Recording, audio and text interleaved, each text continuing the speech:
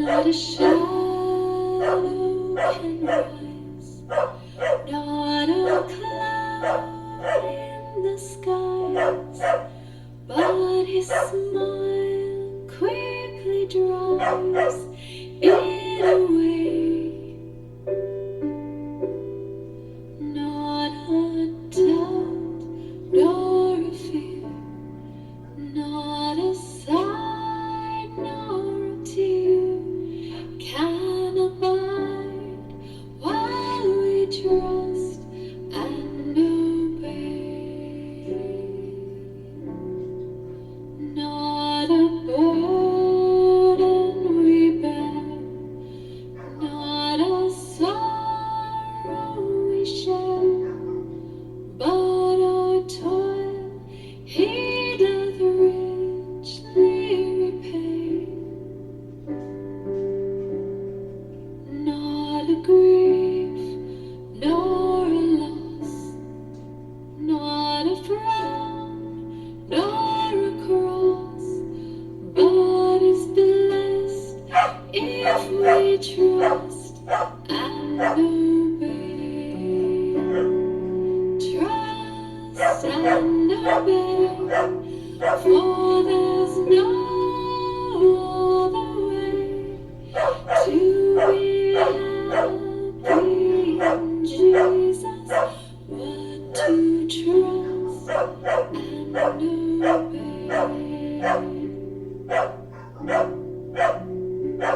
But we never can prove the delights of his love until on the altar we lay. For the favor he shows and the joy he bestows are for them who will trust and obey.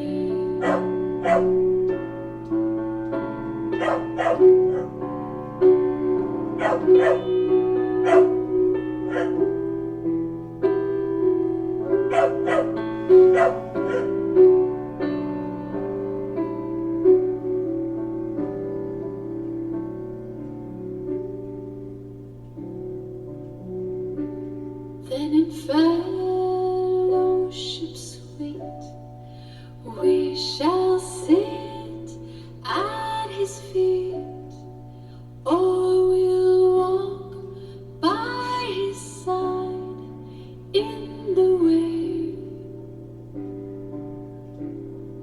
What he says we will do, where he says we will go. Never fear, only trust and obey. Trust and obey, for there's no Low battery, please charge.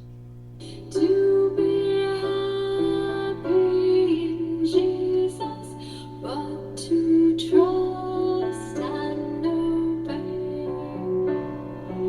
Trust and obey, for there's no other way to be happy in Jesus, but to trust and obey.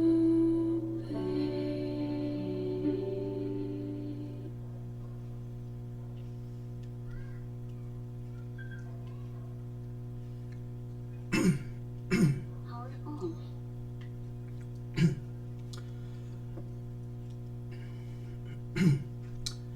Nasusulat hindi lamang sa tinapay na bubuhay ang tao, kundi sa bawat salita na nanggagaling sa bibig ng Diyos. Magandang gabi po sa ating lahat, sa ating pong pananambahan ngayong umaga. Tayo po ay dumako sa ating pong pagbasa ng Apostles' Creed.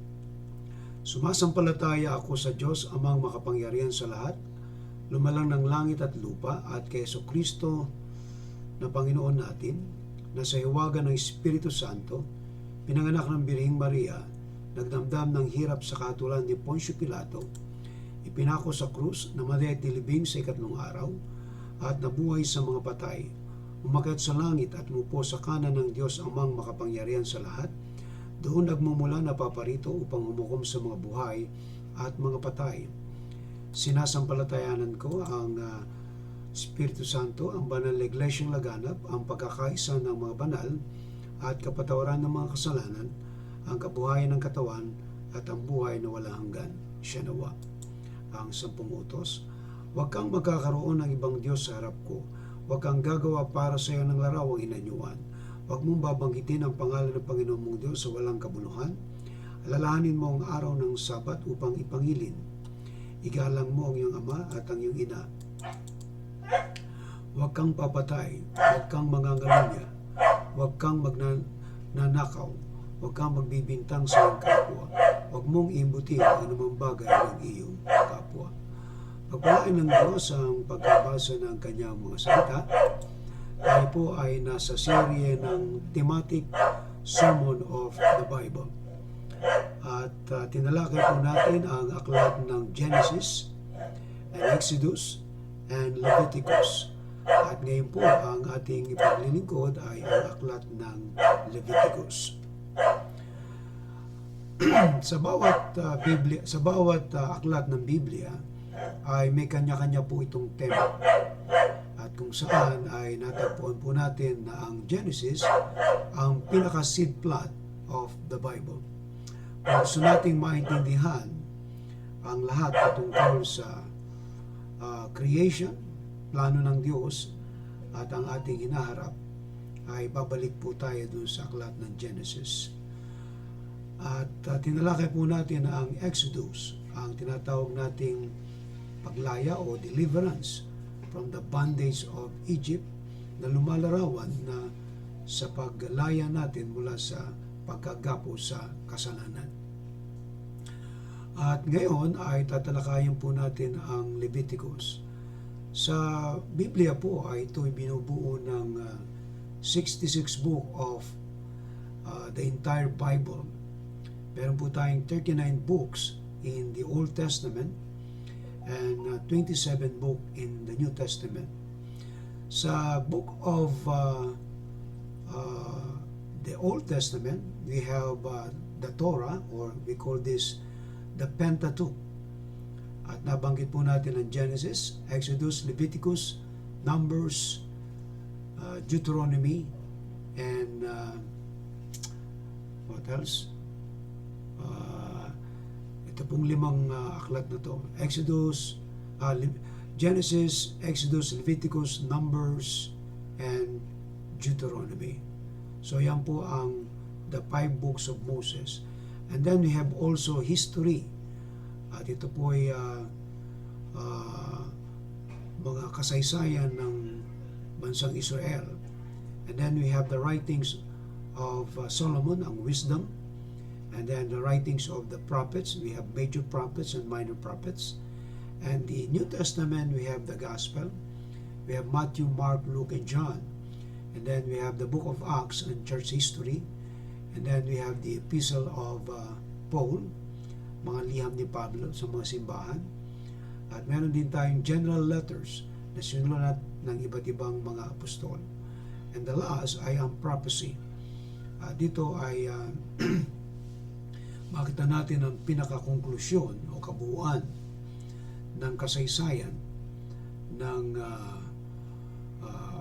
pagdating ng ating Panginoon, at lahat ng hula na nangyayari ngayon ay nakasaad po sa aklat ng pahayag o tinatawag nating Revelation. So the entire book of the Bible, the 66 book, were inspired by God, at ito ang ginagamit natin bilang batayan ng ating pananampalataya. At kung ano man ang ating matutunan dito at application sa ating buhay, nasulat ito para sa ating kapakanan. At dito sa aklat po ng Leviticus na ating tatalakayin ngayon, okay? kung kayo po ay may mga Biblia, mapupuna po nyo sa mga entrada ng inyong Biblia sa Tagalog man yan o English, ay may mga introduction po yan o tinatawag nating background para maintindihan po natin ang kwento ng aklat ng Leviticus. Okay? So, pamagatan po natin ang paksa natin ngayong umaga, ngayong gabi. Bukas po ng umaga yan, meron tayong devotion. Alright? Ngayon po ay yung aklat ng Leviticus. Ang paksa po natin ay tawag sa kabanalan, sumunod sa kabanalan ng Diyos. Ito po ang tema ng aklat ng Leviticus. Alright? Now, so sa Leviticus chapter 19 verse 2 ay inyo pong mababasa ang talatang nakasaad yan. Dito po sa aking hawak na Biblia, kung susundan po natin sa verse 9, sa verse 1 hanggang ito lang po ang ating pinaka-reference dito. Sabi po sa verse 1, sinabi ni Yahweh kay Moses, sabihin mo sa buong sambayan ng Israel, magpakabanal kayo sapagkat akong si Yahweh na inyong Diyos ay banal.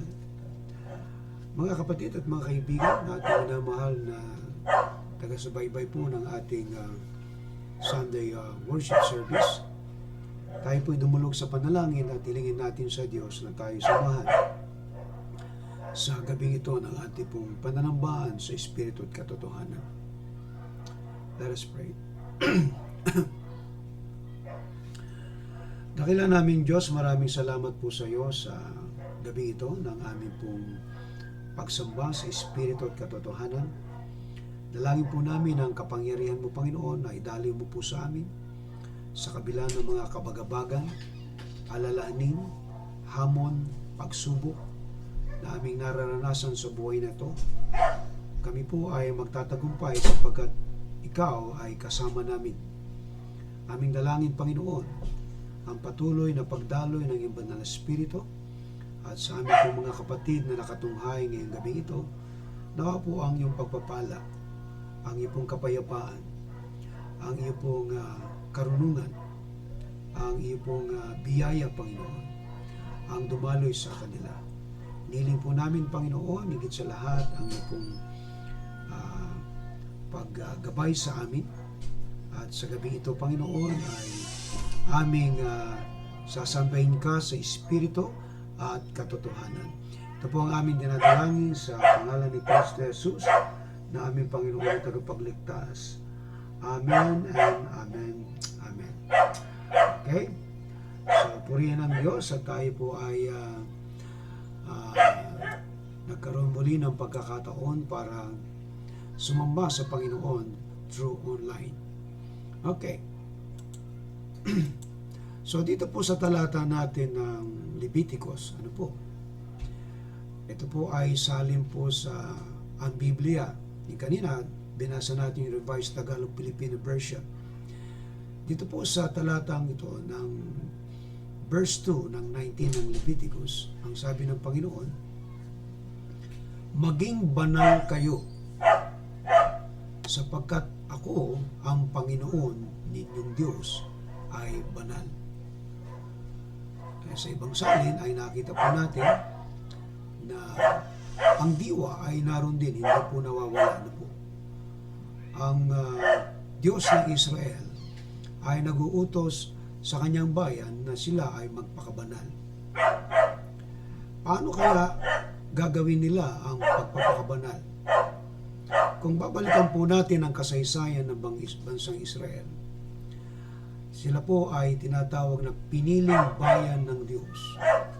Kung babalikan natin yung kasaysayan, mula doon sa Canaan, si Jacob na tinawag na Israel ay may kasamang 70 miyembro ng kanyang pamilya na pumunta sa Egypt, doon sa Goshen noong panahon ng kagutom, at sila'y dumami roon ng humigit kumulang mga 2 milyong katao. At sa loob ng 400 taon ay naroon sila at sila ay naging alipin ng mga Egyptian. At sa gayon ay panahon na nang sila ay tawagin ng Diyos mula doon sa Egypt papunta sa Promised Land. At dito ay lumabas si Moses bilang tagapagpalaya o deliverer ng bansang Israel. At nung sila ay lumabas na ng Ehipto, dito sa ilang ay nangusap ang Diyos at kanyang ipinahayag ang kanyang kalooban patungkol sa kanyang bayan. At isa sa kalooban ng Diyos ay yung magpakabanal kayo. O be ye holy, for I am holy, your God is holy. So, mapupunahin po natin ang talatang ito, no po, yung salitang maging banal kayo. So, ito po ay nag-uutos sa kanyang bayan. Nang ibig sabihin nito ay sila ay maging malinis, okay, sa kanilang pamumuhay. Dahil ang kanilang papasukin na lungsod o Canaan ay hindi namumuhay sa pamantayan ng Diyos. Kung kaya nga't kanina ay binasa po natin yung 10 Commandments o 10 utos. Yan po ay moral code na kung saan ay susunod sila. At doon po sa ating pagkabasa dito po sa 10 Commandments na to, ay naglalarawan po ng ugnayan sa Diyos, yung 4 na utos, at ugnayan sa tao. At yan ay nakapaloob dun sa 2 utos na ibigin mo ang Diyos ng higit sa lahat. And then ibigin mo ang iyong kapwa gaya ng pag-ibig mo sa iyong sarili. I-analyze po natin ang talatang ito. Ano po? At siguro magtatanong kayo, anong kaugnayan niyan, Pastor, sa aming buhay na magpakabanal? Binanggit din ito ng ating Panginoong Jesucristo doon sa Bagong Tipan. At kinote niya ang talatang ito. Be ye holy. Okay? For I am holy. Sa ibang salin, be ye perfect. For I am perfect. Your God is perfect. So kung susuriin po natin ito, ano po yung pagiging banal, ibig sabihin pagiging walang kapintasan, walang kasalanan, ay tila ba medyo napaka-imposible na mangyari sa isang tao. Pero nagbigay ang Diyos ng pamantayan kung paano nila ito isasagawa. At suriin po natin yung mga ilang katanungan patungkol sa talatang to para lubos nating maunawaan kung ano ba ang sinasabi ng talata.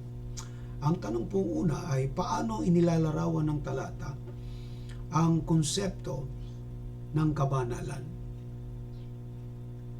Okay?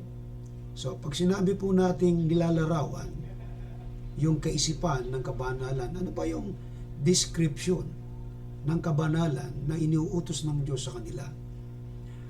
Dito po ay, yung sagot natin, sinasalamin nito ang kalinisan ng moralidad at pagsunod sa mga simulain ng Diyos. Kung mapupuna po nyo yung tinatawag nating moralidad, ito po yung wastong asal. At yung wastong asal na yan ay natagpuan po natin doon sa 10 Commandments, sa 10 utos. At sa 10 utos na yan, ang una po nating nabanggit ay huwag kang magkakaroon ng ibang Diyos maliban sa akin. So, ibig lamang sabihin yan, walang ibang Diyos na pwedeng pumalit kay Yahweh. At nag-utos pa siya na huwag kang gagawa ng anumang larawan na inanyuan para iyong sambahin. So, dito sa 2 utos na to, napakaklaro na hindi tinatanggap ng Diyos ang anumang uri ng pagsamba na representation ng Diyos. Kung kaya nga ito po ay napakalinaw para sa atin na isapuso natin na hindi natin pwedeng sambahin ang Diyos sa anumang larawan na nilikha ng tao. Sapagkat yan ay immoralidad. Kahit na po saan po nating anggulo tingnan, ang wastong pag-ugali ay nakasaad doon sa Ten Commandments. At very clear na yung pagkakaroon ng Diyos-Diyosan ay isa pong hindi wastong pag-uugali. So ngayon, magtatanong tayo, Pastor, paano po yung mga may mga rebulto sa kanilang mga tahanan? Paano po yung mga sumasamba sa Diyos-Diyosan? Ay napakalinaw po ang ating pong pagkakabanggit, ano po, na ang binabanggit dito yung kalinisan ng moralidad. Ibig lamang sabihin yan, dapat maging malinis ang ating pagsamba. Walang kahalong Diyos-Diyosan. So, 4 po yan na nabanggit na connected sa Diyos. Huwag kang magkakaroon ng ibang Diyos. Huwag kang gagawa ng anumang larawan. Huwag mong sasambahin. Yung 3. At 4, huwag mong kalilimutan ang araw ng Sabat. Ito po yung araw ng pamamahinga. Na ibig sabihin, ito yung pagsamba. Kung kaya nga ito pong moral code na to ay na sumasalamin sa kalinisan, sa kabanalan. At yung 6 na nabanggit na igalang mo ang iyong ama at ina, huwag kang papatay, huwag kang mangangalunya, huwag kang magnanakaw, huwag mong bibintang sa iyong kapwa, huwag mong iimbutin na namang bagay ng iyong kapwa. Lahat po yan ay may kaugnayan sa ating relasyon sa ating kapwa. Kapag binaliktad mo yan, yung salitang igalang mo ang iyong ama at ina, at nagkaroon ka ng walang galang sa nanay at tatay mo. So, ang tawag dyan, nawawalan ka ng wastong pag-uugali. At kung ikay papatay, at kung ikay magnanakaw, kukuha ng hindi sa iyo, mag-iimbut ka, yung nagbibintang ka. So, yan ay nakapaloob dito sa kalinisan ng moralidad. Kaya meron tayong pamantayan at lahat ng simulain na to ay inilalarawan ng talatang to na maging banal kayo.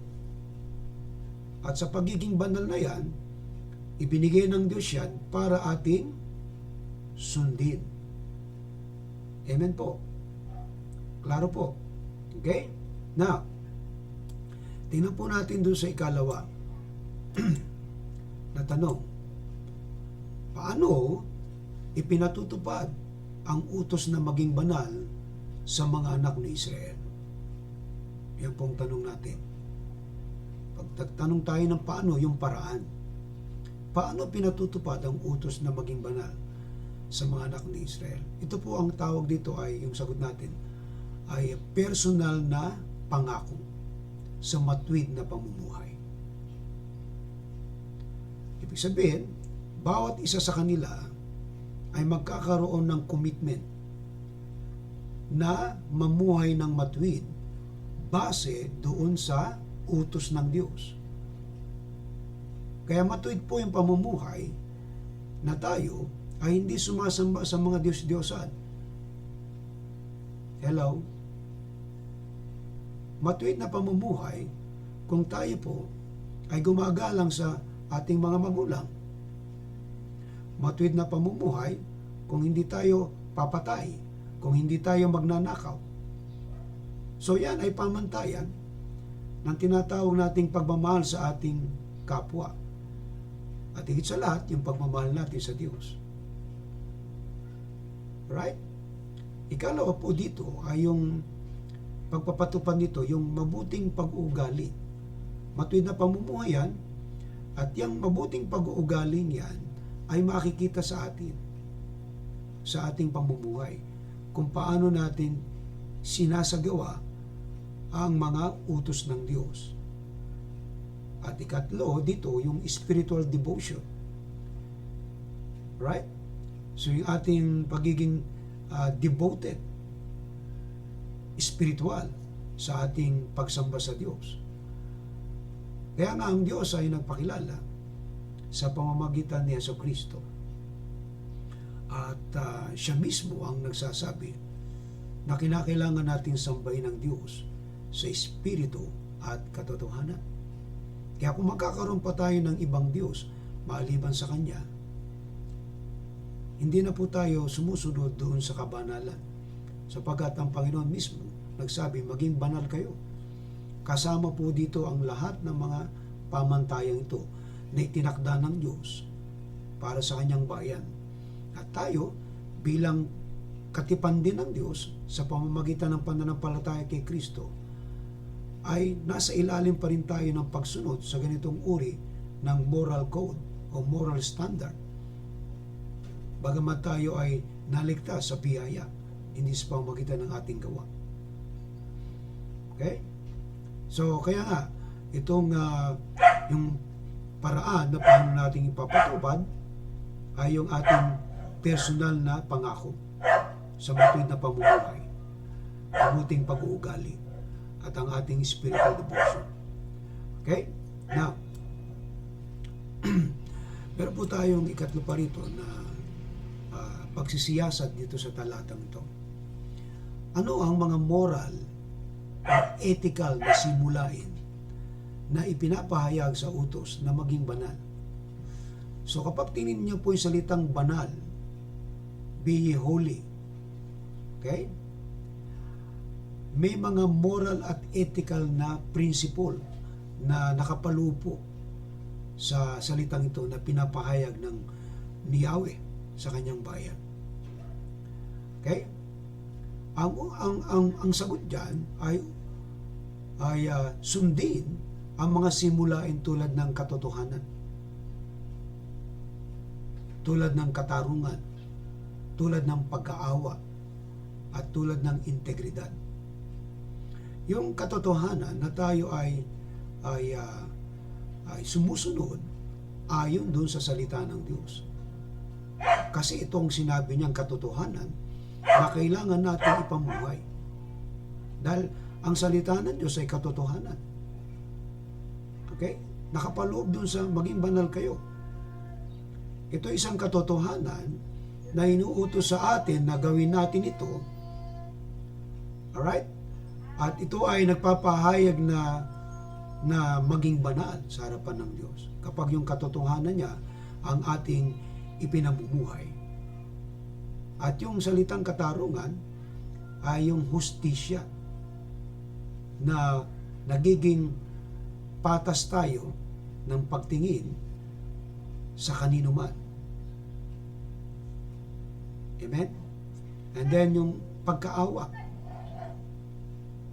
Isa po rin itong simulain na dapat nating sundin, na magkaroon tayo ng habag sa mga tao na nangangailangan, sa mga tao na kulang sa kanilang mga pangangailangan kung meron tayong may bibigay. Kasi bahagi po ito ng kabanalan. Kung maalala po ninyo yung kwento ng Panginoon sa Bagong Tipan, may dumaan na 3 tao doon dahil merong isang lalaki na hinold up, isang Samaritano, hindi pala Samaritano, kundi isang lalaki na hinold up at naiwan duguan, halos mamatay, ay may dumaang Levita, saserdote. So ito pong mga religious leader na to, nakita nila, pero dahil nga meron silang pupuntahan, meron silang preaching na pupuntahan, ay iwanan nila yung lalaking duguan. Ganon din naman itong isa na religious leader din. So isang Levites at ganyan sa sordote. At yung ikatlo na dumaan ay yung Samaritano na nagbigay ng habag dito sa taong nabugbog, na hold up. At kaya ang tinatanong ng Panginoon, sino ang kanyang kapwa? Ang kapwa mo ay yung mga tao na may habag na tumutulong sa iyo. Kaya kung may mga taong tumutulong sa iyo, may nahabag sa iyo, yun ang kapwa mo. Amen po. So napakalinaw po ang utos na to, na yung maging banal kayo. Kasama po yan dito sa utos na to, na minsan ay yung pagiging religyoso ay nagiging hypocrisy sa mga tao. At yung mga nangangailangan talaga ay hindi nabibigyan ng tulong. And then ikaapat dito yung integridad, yung moral at ethical na simulain. So yan po ay wastong pag-uugali po yan at mabuti yan. Kapag ikaw ay sumusunod sa katotohanan, at kapag ikaw ay nagpapasya ng katarungan, at meron kang habag, at ganun din ang integridad, yung tinatawag nating katapatan sa puso mo. So ikaw ay nagkakaroon ng kabanalan ayon po dito sa ating analysis nitong talatang to. Okay? Pinapahayag nito yung utos na maging banal, yung pagsunod sa mga simulaing ito. Amen po. Alright? Now, isa pa pong analysis natin dito sa talatang to ay ano yung mga particular na gawain o asal na maaaring magsilbing halimbawa. Okay? Magsilbing halimbawa sa kabanalan sa pang-araw-araw na buhay ng mga Israelita at maaaring sa atin din. So kasi naroon tayo sa konteksto na kung saan ay sinulat ito ni Moses dahil itong bilin ng Diyos para malaman ng kanyang bayan. So dito hinahalaw po natin yung prinsipyo. Ano po? Right? So ano po yung mga particular na gawain? Unang-una, makikita po natin ang kabanalan sa isang tao kung siya ay isang Kristiyano, isang mananampalataya, ay yung katapatan sa mga transaksyon. Ibig sabihin, kapag ikaw ay nakipag-usap, dapat igagalang mo yun. Irerespeto mo yun. Meron kasi mga balasubas na kausap na talagang kausap mo na siya, nakipag-usap pa sa iba. So para bang kumbaga, ibinenta na niya to sa iyo, tapos ibinenta pa niya sa iba. So yan po ay nangyayari, kaya nga po, merong batas na sinusunod upang sa ganon, yung tao na malalamangan ay hindi talaga maabuso o mapagsamantalahan. So dito po sa kasama po ito sa kabanalan, ano, kahit sa mga transaksyon ay ipinapahayag nito yung sa pang-araw-araw na buhay na huwag kang magsisinungaling o huwag mong babaliin ang anumang bagay na ipinagkasundo mo sa iyong kapwa, sapagkat yan ay bahagi ng kabanalan. Lalo tayong mga Kristiyano o tayong mga tao, no? Tao man tayo o Kristiyano, ano man tawag natin sa atin, pero lalo na tayong mga nananampalataya na walang isang salita. Alright? Ibig sabihin,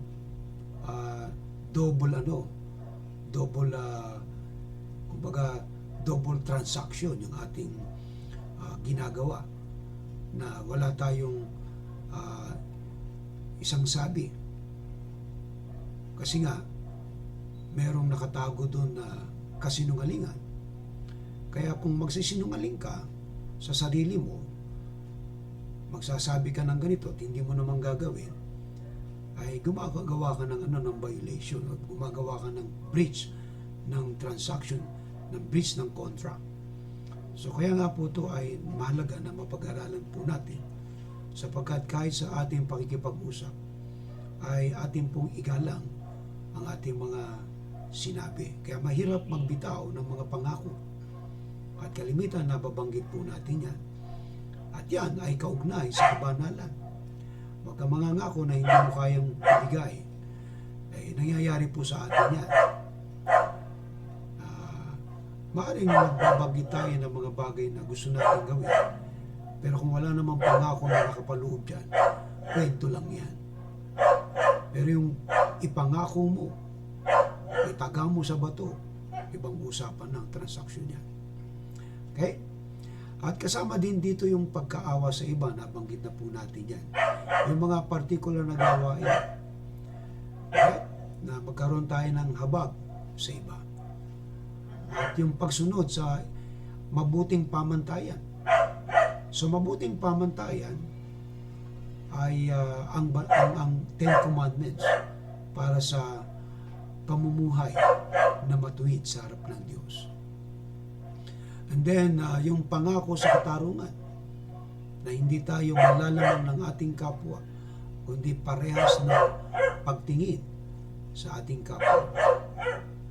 Okay? So, mga kapatid, ang pang-araw-araw na pananalangin, pang-araw-araw na ang pagsamba at matuwid na pag-ugali ay nagbibigay po ng kontribusyon sa practical na application ng kabanalan. Okay? So ito po ay contribution. Yun po ang ating pananalangin, pagsamba at yung matuwid na pag-uugali. Nagko-contribute po ito sa ating kabanalan. Pero yung ating pong pang-araw-araw na ginagawa sa buhay, kasi araw-araw tayong nakikisalamuha sa ating kapwa. At minsan meron pong mga deception, mga pandaraya, mga panlilinglang, ay hindi po tayo gumagawa ng ganyang bagay para lamang makuha natin ang bagay sa ating kapwa. Amen po, hindi tayo nanloloko, kundi tama po yung ating pakikitungo. Kung ano ang ating deal, yun dapat ang ibigay natin. Kaya hindi po nanloloko. Kahit nga po mapupunan nyo, no? Maraming mga dealing, kahit sa mga tindahan, ano? Yung bibili ka ng 1 kilo, dahil madaya itong magtitinda, binabawasan doon sa timbangan. So yan ay dealing ng tinatawag nating injustice, walang katarungan yan. O pangloloko, pandaraya, panglalamang sa kapwa.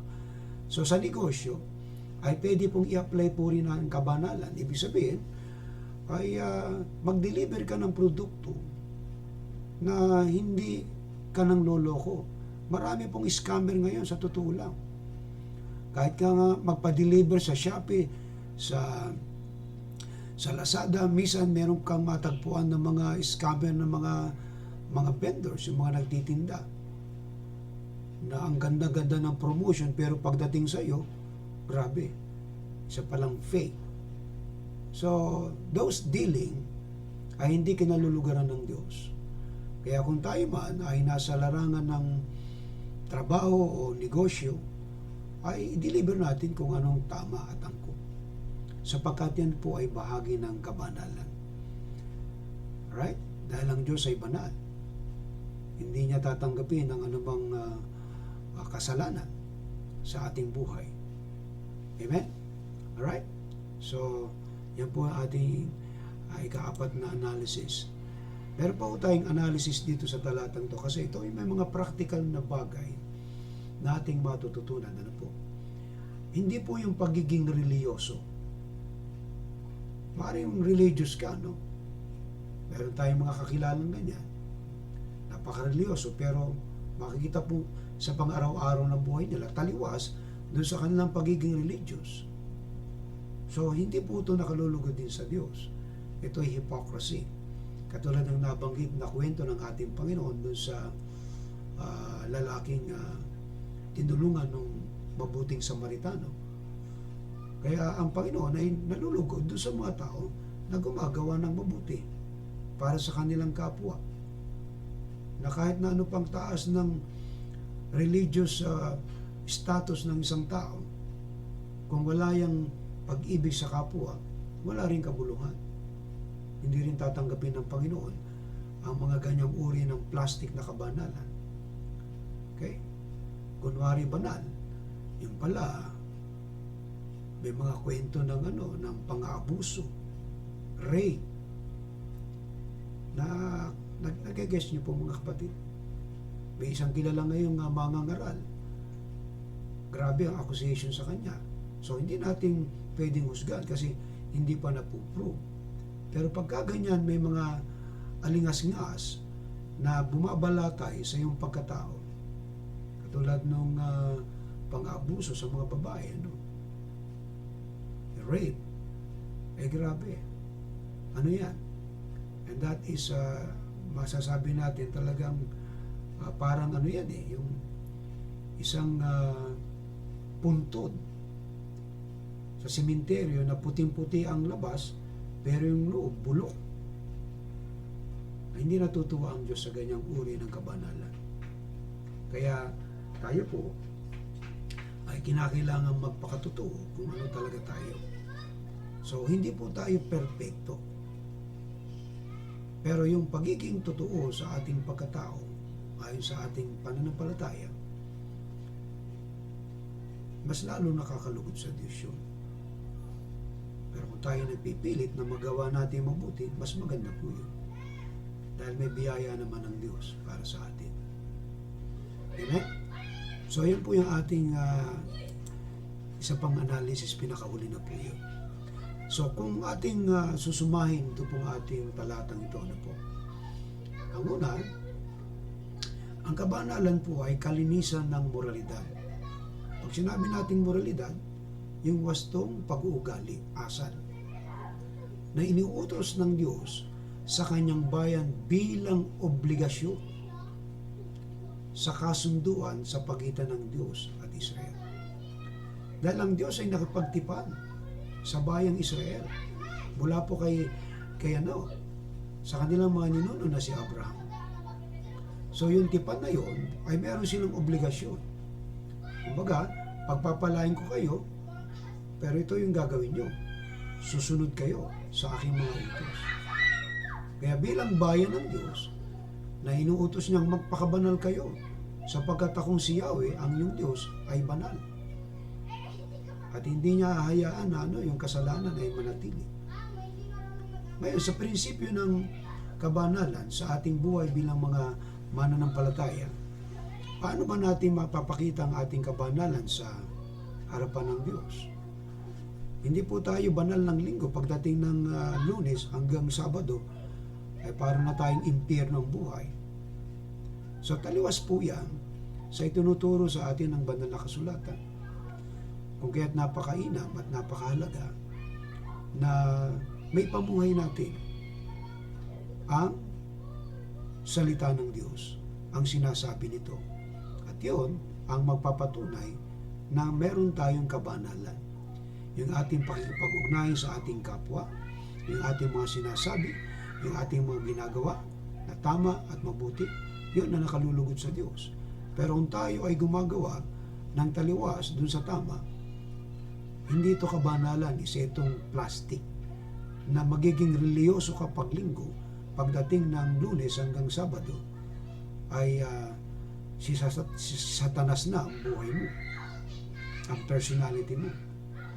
So, hindi po nakakalugod sa Diyos yan. Amen? Okay? So, salamat sa Diyos kasi bagamat hindi po tayo magiging perfecto. Alright? Yung perfection ni Kristo ay binigay na sa atin. At yan ay biyaya. Hindi tayo pupunta sa langit because of our righteousness. Because of Christ's righteousness in us.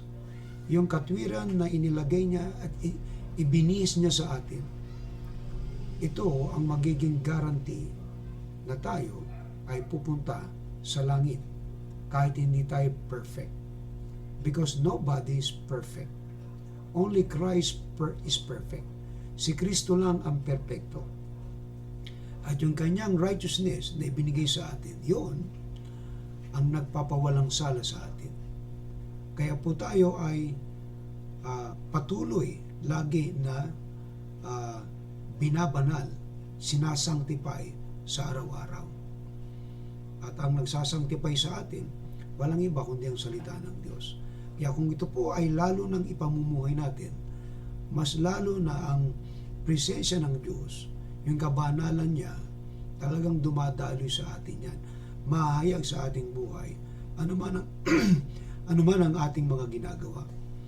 Yan ay mapagpapamilya, mapahanap buhay, mapaministry, mapakaibigan o relationship, ay ginagawa natin kung ano ang makatwiran, kung ano ang makatarungan, kung ano ang dapat nating gawin sa ating kapwa.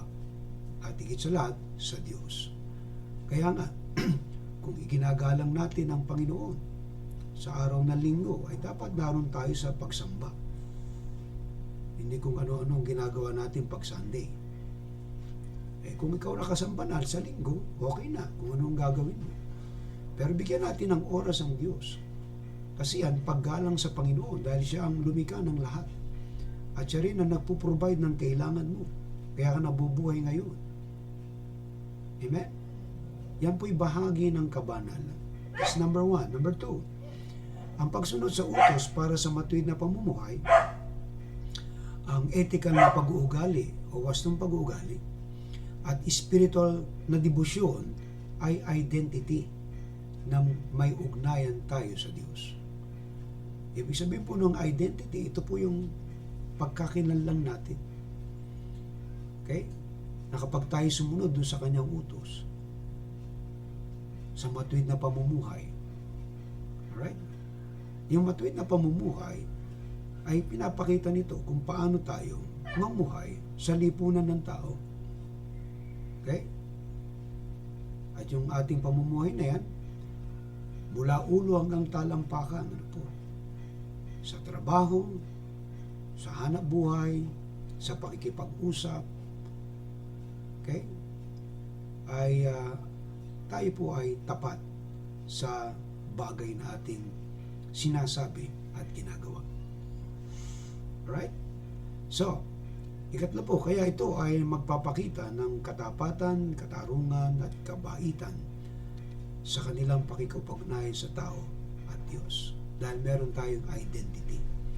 Kapag ikaw ay namumuhay ng matuwid, kapag wasto ang pag-uugali mo, kapag ang iyong debosyon sa espiritualidad, yung pananampalataya mo ay naroon, ipinapakita nito, okay, yung katapatan mo. Pinapakita nito yung katarungan na meron ka. Pinapakita nito ang kabaitan mo. Amen po. Kaya nga mga kapatid, ano po, ewan ko kung ilang minuto na tayo, no? Pero gusto kong tapusin lang po itong mensahe ito dahil meron tayong mga principle na mahahalaw pa dito para ma-apply natin sa buhay. Ano po yung aral natin dito sa talatang to? Ano po? Dahil ito pong Leviticus 19 verse 2, yan po ang pinakatema. Magpakabanal kayo sapagkat akong inyong Diyos, si Yahweh, ay banal. Ang ibig lamang sabihin yan, yung reflection natin sa Diyos. Ano? Dahil kung banal siya, hindi kanya hayaan mamuhay sa kasalanan. Okay? Ang aral natin dito, ang tunay na kabanalan ay identity ng may tunay na kaugnayan sa Diyos. Ibig lamang sabihin yan, kung may kaugnayan ka sa Diyos, nabubuhay ka ng matuwid. Tama yung pamumuhay mo. Amen po. Hindi ka namumuhay ng sala dun sa tama. Kung nabubuhay ka, nanlalamang ka ng kapwa mo, nanloloko ka ng kapwa mo, o ano kayang uri ng pamumuhay yan? So, ang maraming tao ngayon na nagtutukso sa uri ng pangloloko. Grabe po ang scam ngayon. Makikita nyo kahit sa Facebook. Pati nga litrato, mga mukha nagbabago. Hindi ba pang i-scam yan? Paniniwala mo yung mga tao na gano'n yung mukha mo, yung pala naman, 70 years old ka na, o 60 years old. What is trying to prove? Ang identity kasi dapat totoo kung ano ka. Kahit nga sa mga Facebook, may mga grabe, ang dami mga sinungaling. Ang dami mga manloloko dyan. Kaya mag-iingat kayo sa mga kadil nyo. Dahil parang ano yan kakainin ka ng buhay niya. Hanggat may pera ka, lalamunin ka niya. Pagka yung pera na na-involve, talagang mag-iingat ka dyan. Kasi yung mga tao yan, walang awa yan. So yan nagpapakita talagang napakadumi ng patakaran ng mundo. maraming manloloko, mga scammer, mandaraya. Okay? Kahit nga identity nila, pinapalitan nila, makapandaya lamang. Kaya tayo ay binibilinan ng Diyos na maging banal kasi hindi tatanggapin ng Diyos ang buhay na sala sa katotohanan. Amen. Pagka mali yung pamumuhay mo, talagang hindi po nagpapakita yan ng identity na may kaugnayan sa Diyos. Imagine mo, Sunday ngayon tapos hindi ka sasamba. Nagigess niyo po, mga kapatid. Ang pagsamba ay ating kaugnayan sa Diyos na siya ay ating pinasasalamatan. Siya ay ating pinupuri sa buhay natin. Ngayon, kung hindi ka sasamba, anong purpose ng buhay ng meron tayo ngayon? Amen po. Kaya tayo, mapalad tayo, meron pa tayong panahon para makasamba. Ay nasa prioridad na lang natin yan kung paano natin ito sasagawa. Alam niyo, hirap na hirap akong pagsiset up nitong aking recording na to. Kasi itong aking laptop ay bumigay. Wala itong yung screen niya talagang burado. Naka-network lang to sa isang TV, napakalaki. Pero salamat sa Diyos, nakapag-record pa rin tayo ng mensahe natin ngayong umaga. Ngayon, ano pang tinuturo nito sa atin? Ano po? Isang tanong dito na gusto kong sagutin lang natin ito. Paano makikita ang tunay na kabanalan? So shortcut ko lang to kasi kulang na tayo sa oras. Paano makikita ang tunay na kabanalan sa ating mga Kristiyano? Okay? Hindi po pwedeng sumala to sa dun sa pamantayan ng Diyos eh. Okay?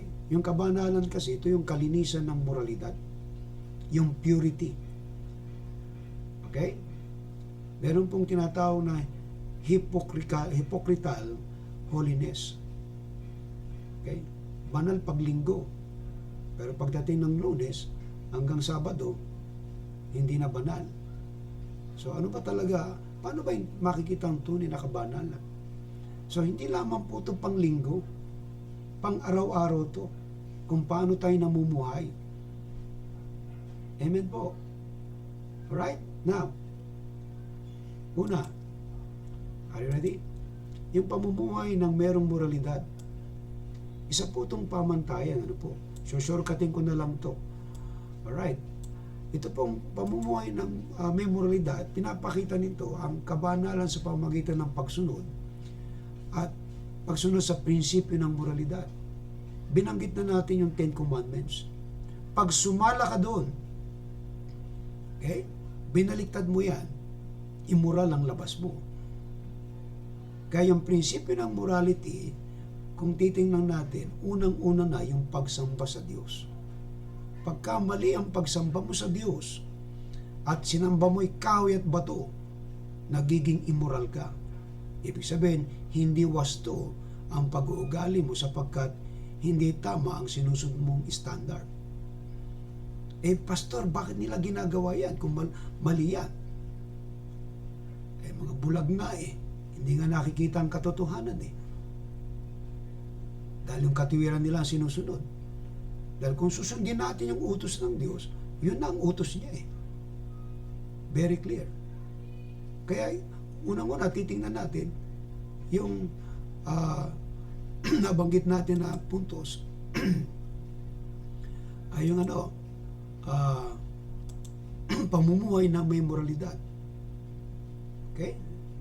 So, lalo na, yung paggalang sa magulang, pag wala kang galang sa magulang mo, tingnan mo ang moralidad mo kung ayos. Okay? At yung manguha ka ng asawa ng may asawa, hindi mo asawa, tingnan mo kung anong uri ng moralidad meron ka. Nagigess niyo po, yung manguha ka ng hindi sa'yo. Alright?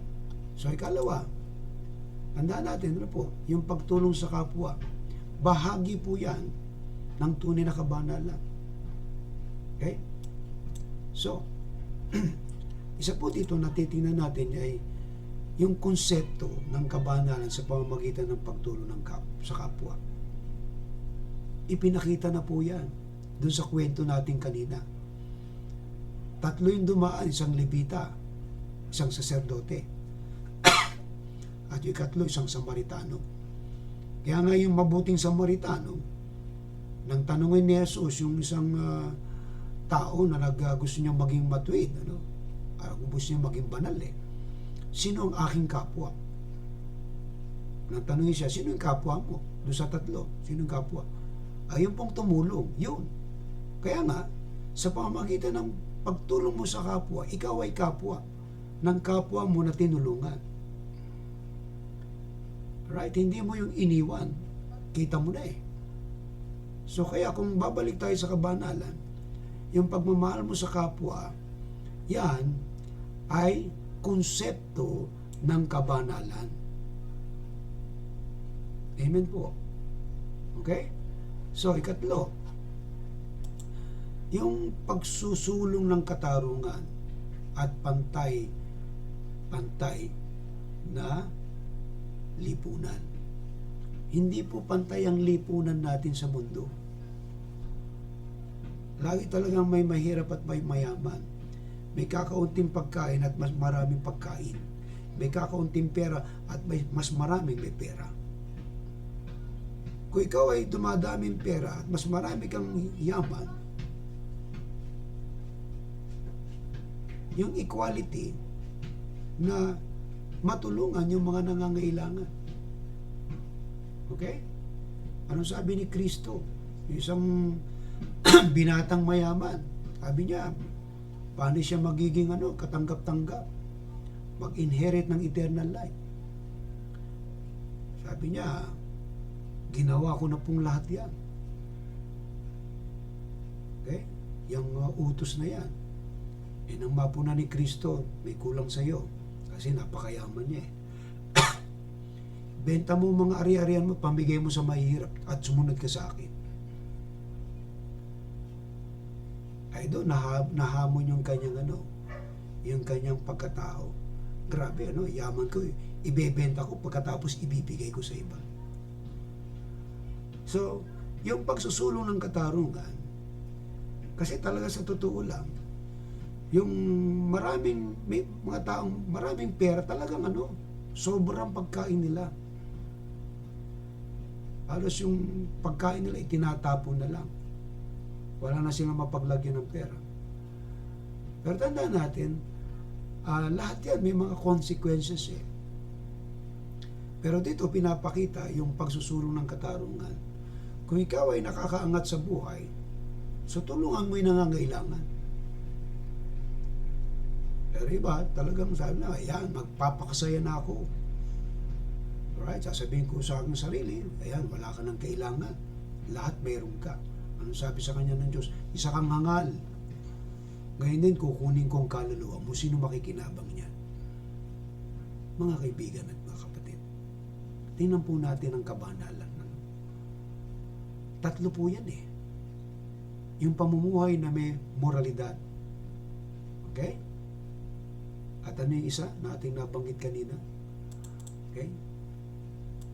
Kung babalikan natin po, balikan po lang natin bilang review, kasi napakaganda po nito na makita natin ang tunay na kabanalan, yung pagtulong sa kapwa. Kasi tayo laging hamig Pero kung tayo sumasagana, ay tumulong ka doon sa nangangailangan. Kaya lang may mga tao na gusto nila silang laging kapwa. Naalala niyo yung kwentong yun? Yung 3 bata na tinanong ng teacher, o ikaw Pedro, anong gusto mong paglaki?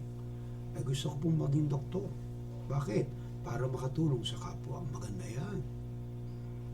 O ikaw, Juan, anong gusto mo paglaki mo? Ay gusto ko pong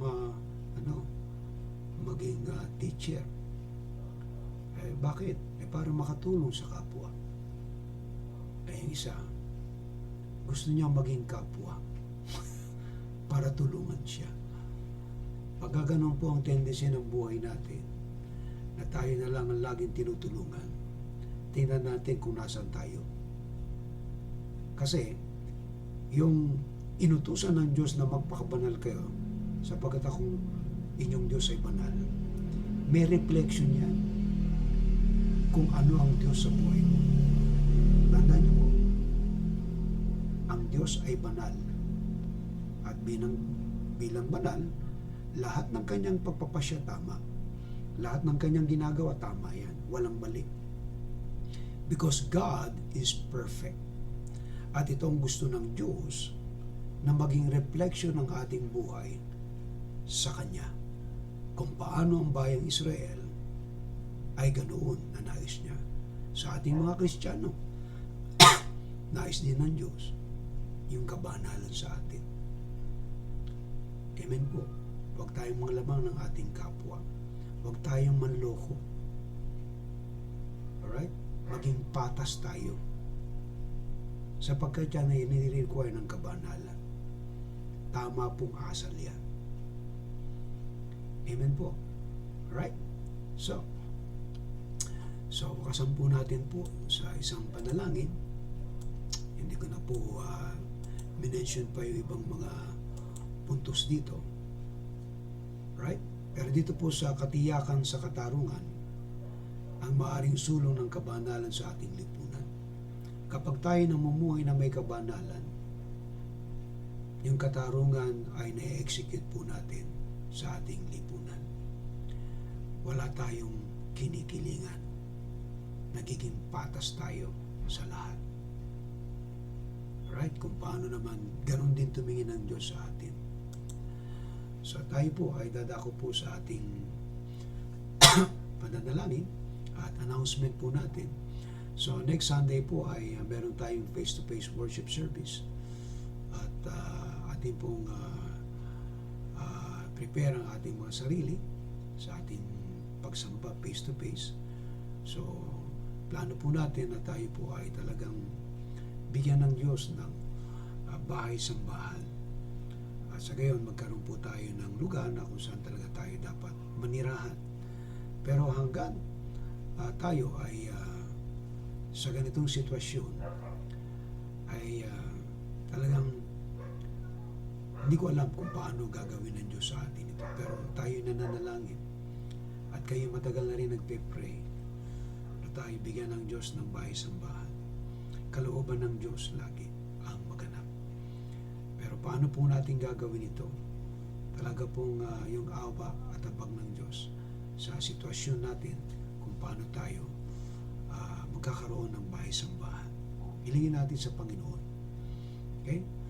At pag-pray po natin yung mga higit sa lahat yung ating paglago. Na kung tayo ay lumalago sa ating buhay spiritual, talagang ang Diyos ay magpapala sa atin. Amen? At isama po natin yung ating mga tithes and offering kung meron po kayong mga kaloob at napagpala kayo. So alam niyo na po yung aking tithe, yung aking GCash number para sa ating tithes and offering. Alright? Awitin po natin yung ating doxology. Pero bago yun, tayo po'y manalangin at sana po ay napagpala kayo ng ating mensahe.